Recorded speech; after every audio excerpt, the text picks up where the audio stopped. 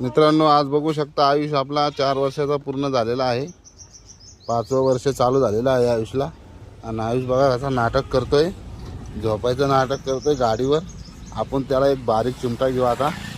कसा उठतोय बघा तेव्हा. आता बारीक चिमटा घातल्यावर उठला का नाही तो. तर चिमटा घेतोय मला तो.